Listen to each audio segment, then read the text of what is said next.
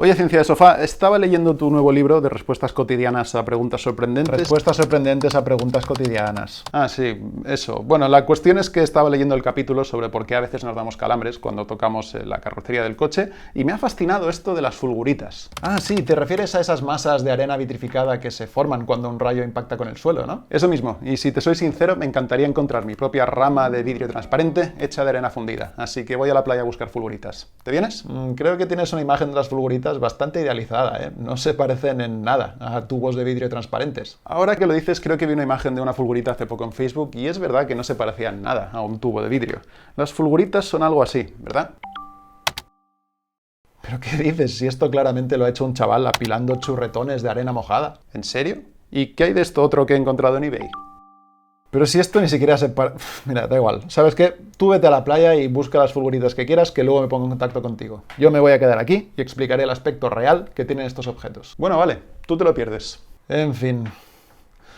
El becario de Ciencia de Sofá tiene razón en una cosa. Las fulguritas se forman cuando un rayo cae sobre un terreno arenoso, arcilloso o calcáreo y funde el material con el que entra en contacto. El proceso es más o menos el siguiente. El rayo se adentra en el suelo a través del camino que ofrece menor resistencia, formando un hilo de electricidad de unos pocos milímetros de diámetro. Como la corriente produce temperaturas de hasta 30.000 o 40.000 grados, va vaporizando los granos de roca con los que entra en contacto a medida que avanza. El material que rodea ese fino hilo de electricidad también se calienta, pero al no estar en contacto directo con la corriente, su temperatura alcanza solo unos pocos cientos o miles de grados. Por tanto, estos granos de roca simplemente se funden de manera parcial o total en lugar de vaporizarse. Hay que tener en cuenta que todo esto ocurre en una fracción de segundo y que el material fundido se enfría rápidamente en cuanto la energía del rayo se disipa. Cuando el material fundido termine de solidificarse, lo que quedará será un tubo compuesto por granos de arena pegados entre ellos por una masa vitrificada llena de burbujas de gas y compuesta principalmente por dióxido de silicio, la sustancia que compone el cuarzo. Este vidrio natural es un mineraloide no cristalino llamado lechatellierita. Ahora bien, si lo de vitrificado os ha hecho pensar que las fulguritas deben ser algún tipo de tubos de vidrio transparente, tengo una mala noticia. Un vidrio no tiene por qué ser transparente. De hecho, que una sustancia esté vitrificada simplemente significa que sus átomos no están ordenados siguiendo un patrón regular.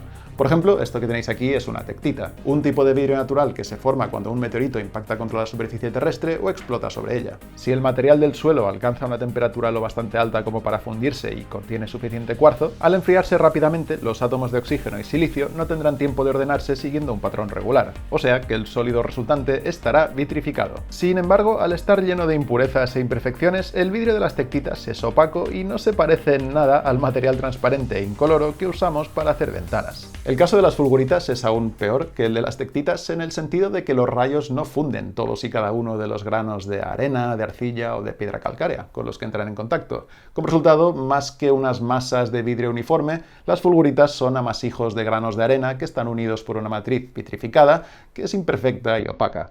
Es decir, son algo así.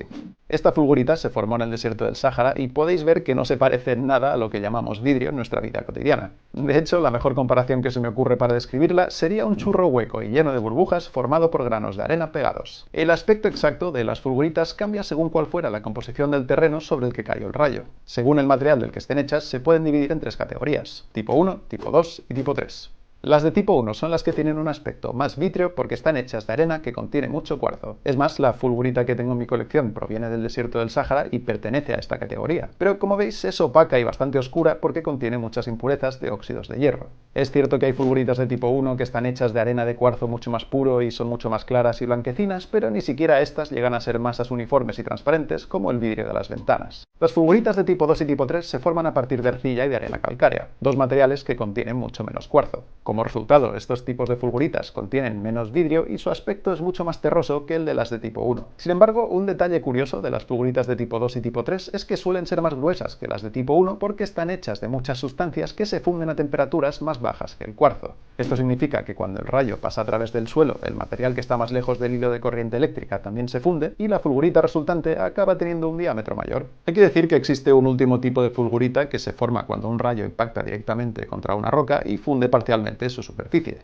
Estas son las llamadas fulguritas de tipo 4, pero no llaman especialmente la atención porque la corriente de los rayos no suele producir tantos cambios físicos y químicos en la roca maciza como en un material granulado. De hecho, como en una roca maciza en la que cae un rayo no se suele formar un hueco central por el que el gas vaporizado puede escapar, las fulguritas de tipo 4 tienen básicamente el mismo aspecto que un pedazo de escoria de fundición. En cualquier caso, la moraleja que quería transmitir es que las fulguritas son objetos bastante menos bonitos de lo que podría parecer a primera vista cuando te explican por primera vez cómo se forman. Pero ojo, que estos objetos no sean especialmente bonitos no quiere decir que no sean súper interesantes. Uno de los detalles más interesantes de las fulguritas es su forma porque refleja el camino que le ofrecía menos resistencia al rayo mientras penetraba en el suelo. En algunos casos, la masa principal de la fulgurita incluso tiene brazos que reflejan que la corriente se ramificó en varias direcciones. Por tanto, solo el hecho de que las fulguritas sean capaces de inmortalizar en roca un fenómeno que ocurre en solo una fracción de segundo ya los convierte en objetos fascinantes. Por otro lado, el tamaño de las fulguritas nos dice lo intensa que era la corriente del rayo y cuánto consiguió penetrar en el suelo. La mayoría de las fulguritas miden unos pocos centímetros de largo, pero en las condiciones adecuadas pueden alcanzar varios metros de longitud. Como ejemplo, la fulgurita más larga que se ha encontrado hasta la fecha medía un poco más de 10 metros de longitud y estaba dividida en dos segmentos de 4,9 y 5,2 metros. De hecho, este último fragmento ostenta el récord de la sección continua de fulgurita más larga conocida. Pero el impacto de un rayo no solo funde de manera parcial o total la arena, la arcilla y la piedra calcárea con la que entra en contacto, sino que además produce un montón de cambios químicos interesantes en el material. Por ejemplo, muchos terrenos, además de contener cuarzo o piedra calcárea, también contienen granos de minerales de óxidos de hierro. La corriente de los rayos no solo es capaz de reducir los óxidos de hierro de estos granos, sino que incluso puede provocar su reacción con el carbono que está presente en el suelo y separar el hierro del oxígeno. Si además en la mezcla de minerales también hay cuarzo, esta reacción puede liberar el silicio que contiene e incorporarlo al hierro. Debido a este proceso, algunas fulguritas contienen masas minúsculas de hierro metálico o de una aleación de hierro y silicio. Los rayos también son capaces de aislar otros elementos químicos que están presentes en el suelo, como el níquel, el silicio o el fósforo. De hecho, este último elemento es especialmente curioso porque se cree que su presencia en las fulguritas podría haber contribuido a la aparición de la vida en la Tierra. El fósforo es esencial para producir las moléculas de ADN, así que como podéis imaginar, cualquier terreno necesita contener este elemento para que pueda surgir vida en él. Por suerte, el fósforo está presente en las rocas en forma de minerales como el apatito, así que el ácido carbónico del agua lo va convirtiendo poco a poco en sustancias más solubles y permitiendo que el agua lo disuelva y lo esparza por el suelo. Pues bien, resulta que los rayos también son capaces de incrementar la solubilidad del fósforo, pero a diferencia que el ácido carbónico, lo hacen en una fracción de segundo. Cuando un rayo pasa a través del suelo, la corriente eléctrica convierte los compuestos de fósforo en fosfuros y fosfitos, que son mucho más solubles que los minerales originales. Teniendo esto en cuenta, los autores de un estudio de 2019 sugirieron que la formación y posterior degradación de las fulguritas podría haber ayudado a liberar el fósforo de las rocas hace miles de millones de años. Y si su hipótesis fuera cierta, eso significaría que las fulguritas habrían sido parcialmente responsables de la aparición de las primeras formas de vida en la Tierra. Pero además las fulguritas también nos pueden ayudar a entender cómo era el clima en una región en el pasado. Por ejemplo, es posible encontrar grandes cantidades de fulguritas en zonas del Sáhara en las que hoy en día nunca caen rayos porque no hay tormentas. Eso solo puede significar una cosa, que estas fulguritas se formaron en el pasado en un tiempo en el que la zona era mucho más húmeda. Por poner un ejemplo, la datación de unas fulguritas encontradas en el sur de Egipto en 1999 indica que se formaron hace 15.000 años en un terreno que contenía un poco de carbono. Esto no solo sugiere que la zona era mucho más húmeda en el pasado, sino que además también contenía algo de vegetación. Llegados a este punto, es posible que muchos de vosotros estéis ardiendo en deseos de salir a buscar vuestras propias fulguritas, pero por desgracia tampoco os puedo dar demasiados consejos porque no he encontrado nunca ninguna. Por lo que he leído en internet, las probabilidades de encontrar alguna fulgurita son mayores en una playa o un desierto donde la arena esté hecha de cuarzo, donde permanezca más o menos seca y en una zona en la que ocurran tormentas eléctricas de vez en cuando. Sin embargo, lo que sí que sé por experiencia es que a veces puedes encontrar cosas en la arena que parecen fulguritas, pero que sin embargo no lo son. Es más, creo que la búsqueda de fulguritas del becario de Ciencia de Sofá va a ser un buen ejemplo. ¿Me oyes, becario de Ciencia de Sofá? Hola, Ciencia de Sofá. Pues por fin lo he conseguido. He encontrado una fulgurita. Ya, ¿y cómo sabes que eso es una fulgurita? Bueno, porque es como un tubo de arena compactada y lo he encontrado en este terreno que está hecho como de arena y piedra arenisca. ¿Qué iba a ser si no? A ver, acércala a la cámara. Vale, parece que el hueco central es demasiado redondo para ser una fulgurita y las paredes interiores no parece que estén vitrificadas. De hecho, eso se parece bastante a una cosa que yo encontré en esa misma zona, y si te fijas verás que los granos de arena no están parcialmente fundidos y vitrificados, sino que parecen pegados por alguna especie de cemento mineral. Pues sí que parece que tiene algún tipo de cemento mineral, sí. Pero entonces, ¿qué es esto? Pues mira, aunque no sea una fulgurita, creo que lo que has encontrado es curioso porque sería el molde de la raíz de una planta que creció en arena calcárea. La planta mantenía sus raíces rodeadas de humedad mientras estaba viva y el carbonato de calcio disuelto que contenía el agua se iba precipitando y cementando poco a poco los granos de arena. Después de que la planta muriera y sus raíces se pudrieran, lo que quedó fue lo que se llama un rizolito, un tubo formado por granos de arena pegados y con un hueco en el centro, allí donde estaba la raíz. Con el tiempo, el material no consolidado que rodeaba el rizolito se fue erosionando, el tubo quedó al descubierto y creo que eso es lo que has encontrado, becario de ciencia de sofá. Vaya, pues qué decepción. Pues nada, vuelvo a la oficina. Hasta ahora. Hasta ahora. Como veis, no todos los tubos de granos de arena pegados que encontréis van a ser fulguritas. Si a esto le añadimos que las fulguritas no se forman demasiado a menudo, es mejor tener asumido que las probabilidades de encontrar algunas son más bien bajas. Lo comento para que no os frustréis demasiado si lleváis días buscando obsesivamente por la playa y no habéis encontrado ninguna.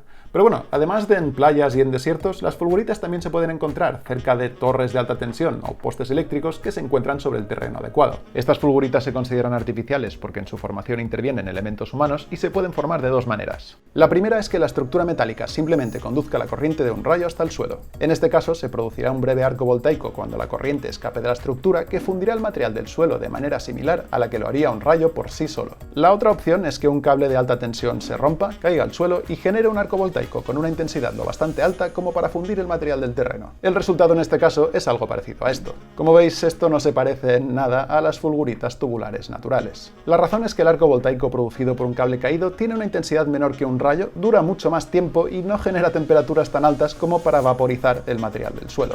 Además, el propio metal del cable se suele fundir durante estos eventos, así que las fulguritas artificiales resultantes acaban siendo masas amorfas de material vitrificado que a menudo contienen mazacotes de cobre o aluminio. Pero ¿por qué a alguien le iba a importar si una fulgurita es natural o artificial, más allá de la simple curiosidad? Pues dejando de lado el interés científico, porque tener clara la diferencia entre las dos es importante cuando se evalúa si el causante del daño provocado por una corriente eléctrica ha sido un simple rayo o un comportamiento negligente. De todos modos, tampoco creo que sea muy buena idea pasarse el día merodeando por torres de alta tensión, así que tampoco os toméis la búsqueda de fulguritas muy en serio. Pero bueno, hasta aquí el vídeo de hoy, espero que os haya gustado, recordad suscribiros al canal, echarle un vistazo a mi nuevo libro, Esconder vuestros botines en una isla desierta, beber mucho ron, y hasta la próxima. Ok, corta. ¡Ostras! Ha vuelto a pasar, ha vuelto a salir el pirata. Y encima esta vez le está diciendo a nuestros jóvenes espectadores que beban ron. Ah, no, por ahí sí que no paso. Menos mal que me había puesto en contacto con la única persona que nos puede ayudar. Hola, soy Aldo. Hola Aldo, ¿le has podido echar un vistazo a la anomalía de ese vídeo que te envié? Sí, la vi. Está muy claro que estamos ante un caso de presolapamiento transuniversal. Vale, ¿y eso qué significa? Bueno, eso es obvio. Significa que el tejido del espacio-tiempo de nuestro universo se ha desestabilizado y ha empezado a interferir con el de otro universo, concretamente con el del universo pirata. La situación pinta muy mal y no se va a solucionar con que vaya a clases de pintura porque igual va a seguir pintando mal. ¿Lo dices porque los dos universos podrían desintegrarse mutuamente? No, eso no estoy diciendo. Lo digo porque es el universo pirata. ¿Acaso te gustaría que nuestros mundos se solapasen y que la Tierra fuera abordada por miles de millones de piratas? Hombre, no me gustaría, pero yo había asumido que los universos se desintegrarían, así que lo de la invasión pirata ahora no me parece tan grave. Eso es porque no has visitado tantos universos como yo. Créeme, un abordaje de piratas a escala planetaria es el peor escenario posible. Vale, eso no te lo discuto, pero oye, ¿podrías ayudarnos a evitar que esto ocurra, por favor? Depende. ¿Sigues teniendo en tus manos el transportador interdimensional del becario del becario? No, el sargento del humor lo envió a la cárcel del humor junto con el becario del becario de ciencia de sofá. Entonces solo hay una persona que nos puede ayudar. El sargento del humor. Pero si el sargento del humor se ha retirado del cuerpo, yo ni siquiera sé cómo contactar con él. Lo siento, eso es todo lo que puedo hacer. Suerte. Madre mía, qué follón.